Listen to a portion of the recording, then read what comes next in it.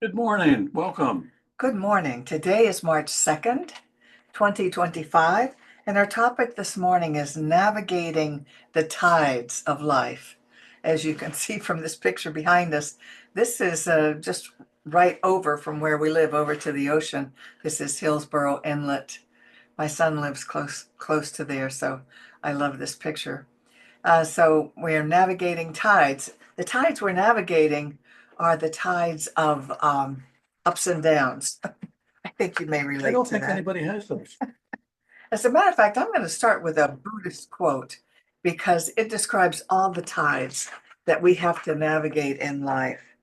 And it's so wise. It says, praise and blame, gain and loss, pleasure and pain, fame and disrepute are the eight worldly winds. They ceaselessly change. As a mountain is unshaken by the wind, so the heart of a wise person is unmoved by all the changes on this earth. That's Well, attributed to the Buddha. But I thought, wow, those four opposites really describe all of the dramas that we undergo. You know, yeah. there are lots of tides. There are tides of health and well-being. There are tides of Well, prosperity and otherwise. I had a kind of an aha the other day, and then can I start with that and then just Sure. pick it up? And we were Judith came home from the doctors, and she was saying, another doctor's appointment. I'm getting tired of all these days that are, taken up with doctor appointments, and that part of that comes. Some of you don't know that because you're not that old yet, but the doctors tend to take up more of our time. And my aha was when I was very little, I could hardly wait until uh, I was old enough to do something.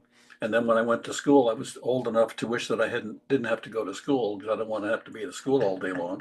And then I was waiting for that to be over. When is that ever going to be over? And then school was finally over. And then, of course, I got a job. And then my question was, when is that ever going to be over? And then I went to college. And, how many days do I have to go to college? When is that going to be over? And now what it is we're not in ongoing education, and that's where I wanted to go to.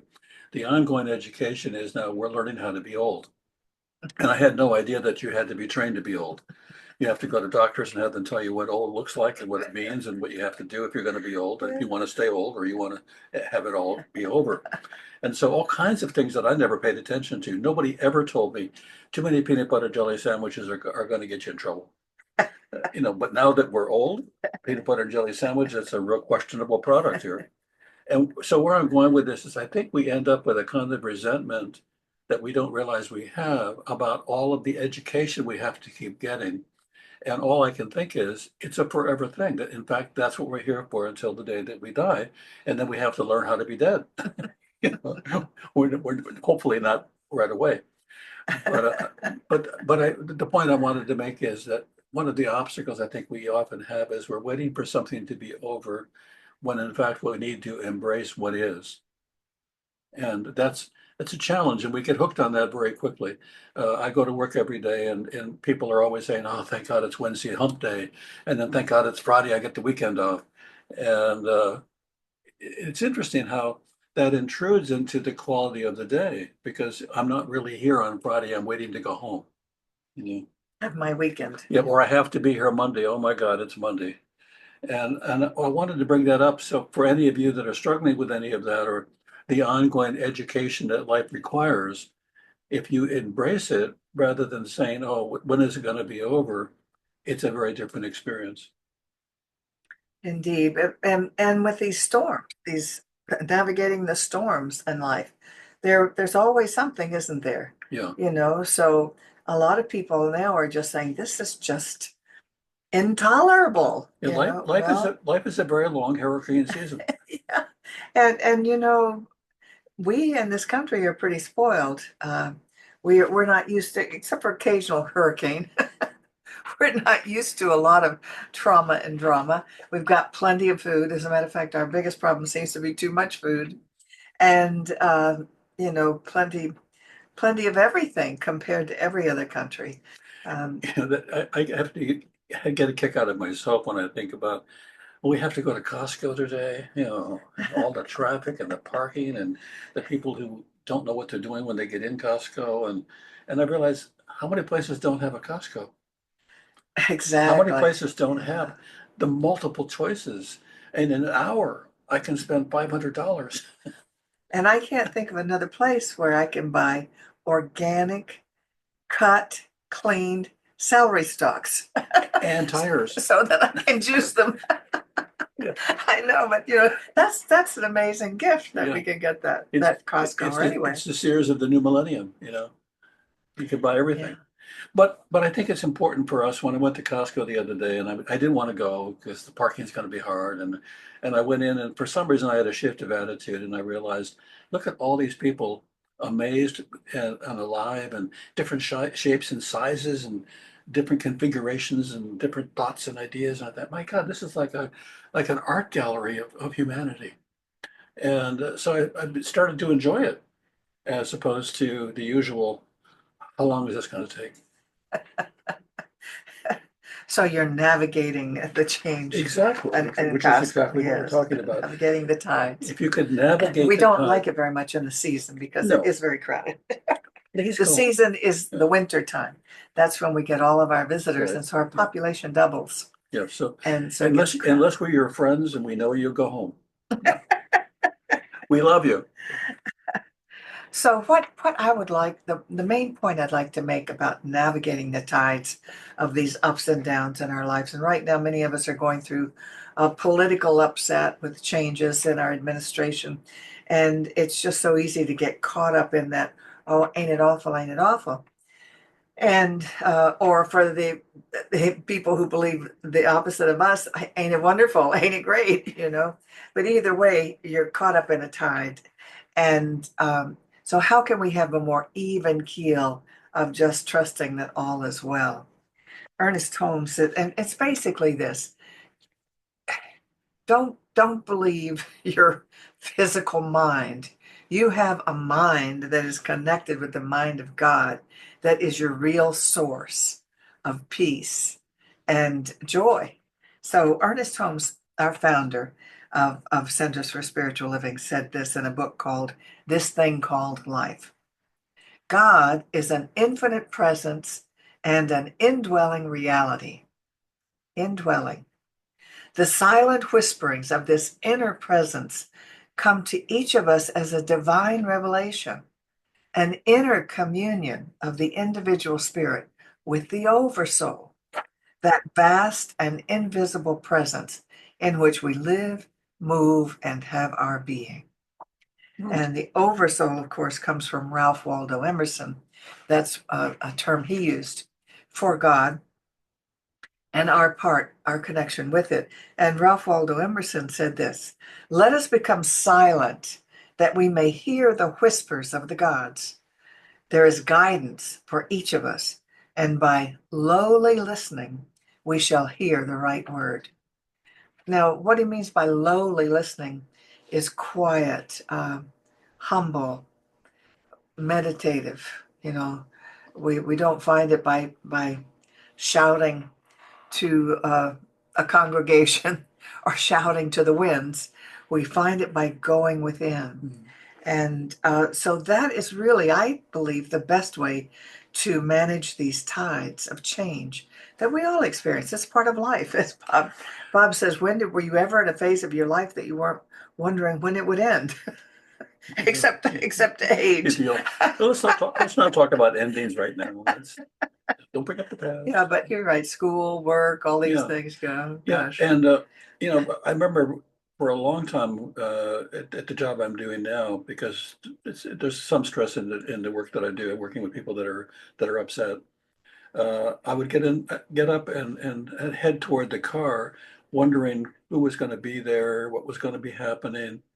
And when I changed it to, as I told Judith, I get to go to work rather than I got to go to work, I would walk to the parking lot, and I would notice the birds. And then I began greeting the birds. And then I've actually started thinking the birds are greeting me, which is not a good sign because I work in mental health and I'm not sure. Anyway, I may be losing it. But what happened was I began to notice the things that were going on in the life I was living rather than the life I thought I would be living later. The life, if I spend my time thinking about the life I'm going to be living later, I am neither there nor here. And really, I need to be here. And life here is not bad. Life in the future, depending on what I'm doing with my mind, how I'm futuring my life, is actually pretty good. And my ride to work is amazing. And because we have a new Tesla, which I love. And I can go really fast between lights, even though everybody catches up. But it's how much can I embrace the moment to moment living and live today as it occurs to me rather than as I think it might occur and prepare for it. Preparing is a good idea, but you can't live in preparation.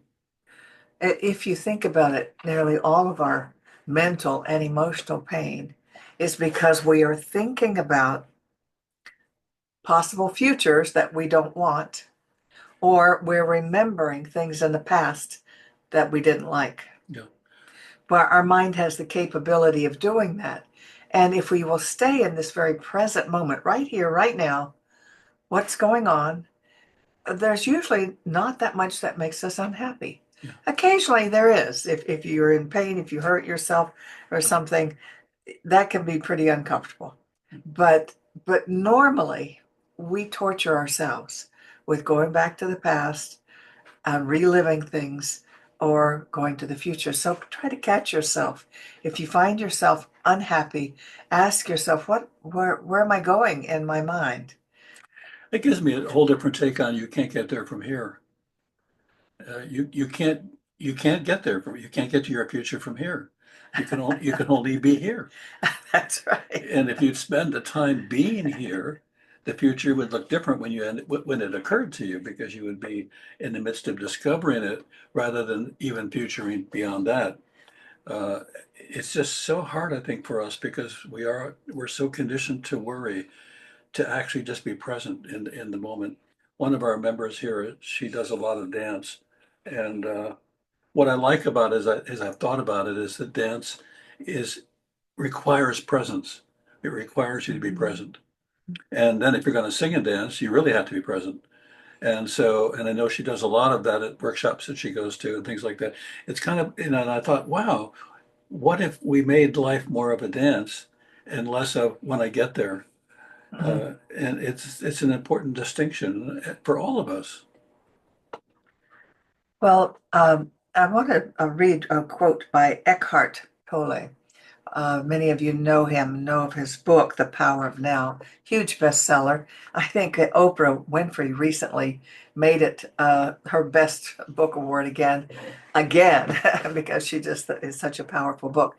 But Eckhart Tolle is a German man. He was a professor in England. He was very depressed. He just, I think he ended up quitting teaching. He just sat on a park bench in a park because he was just so depressed. He was parked.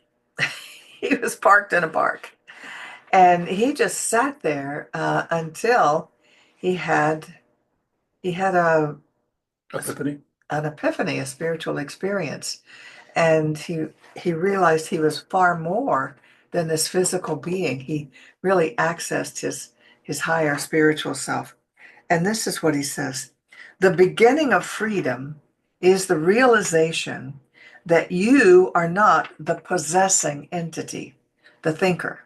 You are not the thinker.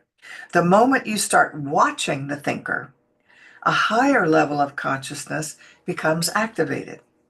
You realize that all the things that truly matter, beauty, love, creativity, joy, inner peace, arise from beyond the mind.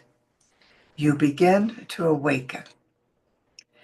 And I think the best way to awaken is to practice meditation, because that's a practice of trying to still your own chattering voice.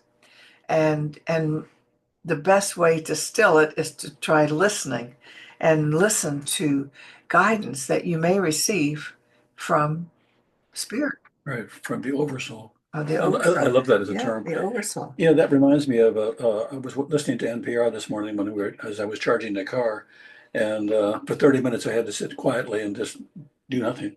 So I was listening, and there's a book that just came out, and I've already lost the name of it, but it's Art in the Mind or creating art.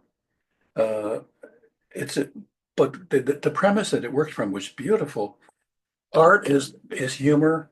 Art is creating, working with clay. It is drawing. It is creating however you want to create. It's writing.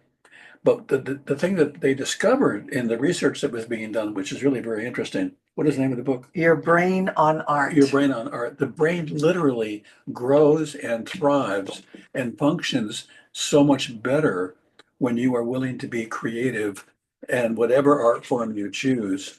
Your art form could be sewing, it could be knitting, it could be, as I do, is drawing, it could be collages, it could be clay, it could be writing. But here's what they found.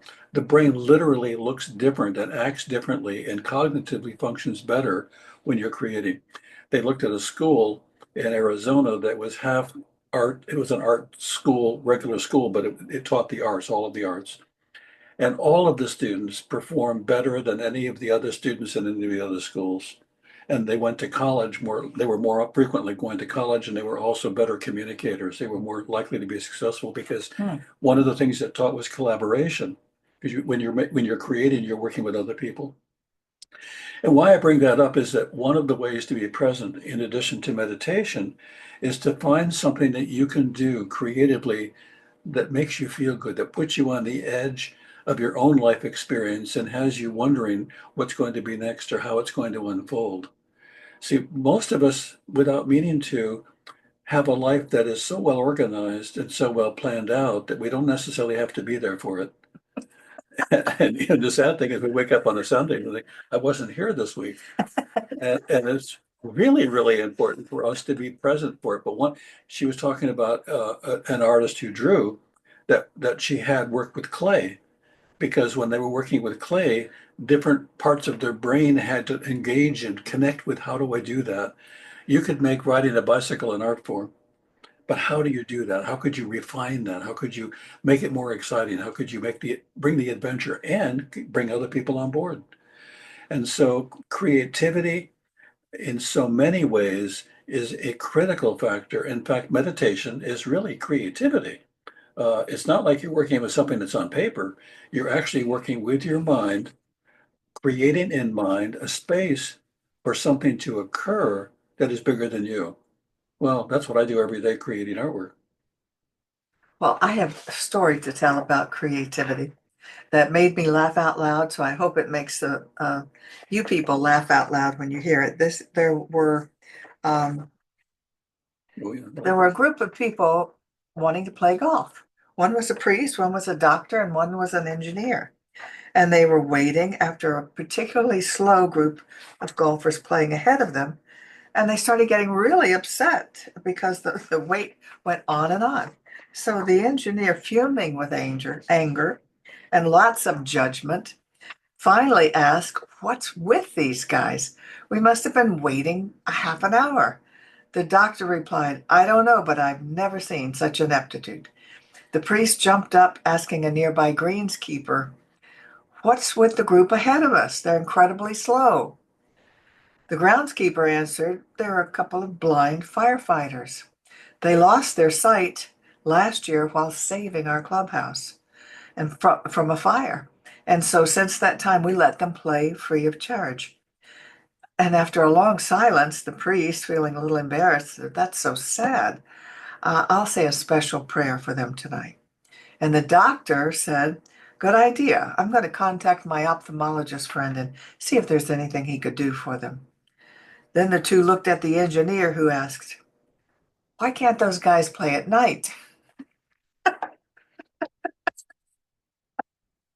Maybe because the golf course isn't open Well, at night, yeah. but at least they wouldn't slow anybody up. But Uh, but each creates their own solution when given a problem that needs to be solved that isn't a problem that upsets you, but a problem that it's something to grapple with. One of the things I like about creativity is that there's problems to solve that don't have political ramifications. They don't ruin lives. They don't kill people. That creating poetry or creating clay or creating canvases is something you can do and place yourself in a position where you don't know what to do next, and it's okay. Where you don't have a solution, and it's fine. And so often, one of the problems that we have is the problem that needs to be solved isn't just a problem, it has to be solved, which means that the pressure now is all about having to rather than embracing. Oh, that's an interesting problem. I wonder what we could do. Albert Einstein, we're talking about change and how we deal with change. Albert Einstein is said to have shared this. He said, it seems that most people have difficulty with change. Yeah. Many women marry men hoping to change them, and a lot of men marry women hoping that they won't change. Everyone is inevitably disappointed. That is so true. I had heard the part about women because I know women marry men and say, "Well, with my love, I'll change him," and of course that doesn't usually happen. But I hadn't heard the part about the women that the men are hoping the women won't change, and inevitably they do, of course, if you're married long enough. And if they don't change, then you want to shake them and make sure that they're still alive. So what we need is a little humor and all of these things that we feel like that we cannot control. The Serenity Prayer is a great prayer to do because we need to let go of the things that we cannot change In the and book, accept the things that we can. in the book I was referring to, they actually talked about the chemistry of the brain and how it's changed with laughter. And that literally laughter is healing. And we know from, I can't think of his name now, the man who had a serious illness, was going to die. And he went to a motel and he rented a bunch of videos. A very fancy hotel. Yeah. And And you always do this to me, and now I'm having yeah, trouble yeah. remembering his name. But he laughed himself well, Yes. literally. And he wrote a book about it, which is how we know about it because he continued to live and he's a professor at some university. But what I hadn't realized is that, I mean, I knew it at some level, but I hadn't ever heard that the laughter actually changes chemistry. Yeah. He was told he had an incurable disease Yeah, and he needed to go to the hospital and all kinds of treatments. And he he needed, looked at the cost of that and he said, I think I'd rather go to the most expensive hotel in town and live there with room service. It'll cost me about the same. And then he played all of his favorite comics on a VCR at the time. yeah, it was a long time Norman ago. Cousins. No, yeah. Norman See, I knew you'd Cousins get was it. Yeah, it gets there. It's a little slower. yeah. Gives you a chance, or your brain a chance to play with other ideas. So But yeah, it can totally change because he was probably spending most of his time working and worrying, mm, and that can make us sick. yeah, yeah, exactly. And laughter can make us well. So what I would say is Yes. today, if you can find something to laugh at, and it could be yourself, uh, watch something. You know what I do, and I tell people this all the time. I tell my patients that I work with, go home and watch 20 minutes of Johnny Carson interviewing a comedian, Robin Williams, or any number of people. I mean, it's hard, whatever is going on in your mind. First up, it's hard not to laugh, and then secondly, it's hard to remember what you were worried about. The other thing is music. Music is a huge state changer. Mm, And with the right music and the right amount of laughter and the right amount of meditation, you would feel right about everything. mm, And that's really, really important. mm. So the silence that we need for meditation. It's interesting. Uh, I've got this quote saying, "Silence is golden, unless you have kids, and then that silence is just suspicious." That's really pretty good. Yeah. Uh, so let's close with a prayer, Bob. Yeah, And let's do that. so let's know that life has its ups and downs, and it's always going up and down in some area.